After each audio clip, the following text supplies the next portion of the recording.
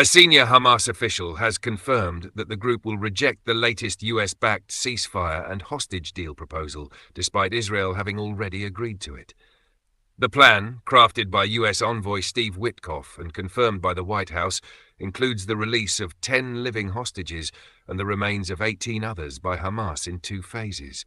In return, Israel would observe a 60-day ceasefire and release Palestinian prisoners. However, Hamas says the proposal fails to meet its core demands, chiefly a complete end to the war and a clear path to permanent peace. Despite Israel's public silence, Prime Minister Benjamin Netanyahu reportedly told the families of hostages that he had accepted the proposal. Still, skepticism remains on whether Hamas would fully comply.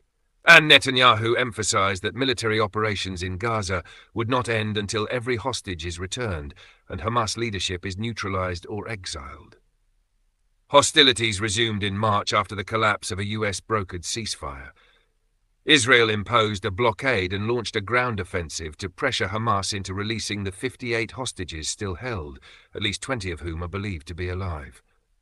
On May 19th, Israel escalated its campaign to take control of all areas of Gaza. The next day, Netanyahu announced limited humanitarian aid would be allowed to prevent famine. The toll has been devastating. According to Hamas-run authorities, over 54,000 people have been killed in Gaza, nearly 4,000 in the past 10 weeks alone. Another 600,000 have been displaced again by renewed Israeli ground operations. The UN warns of impending famine for 500,000 Gazans.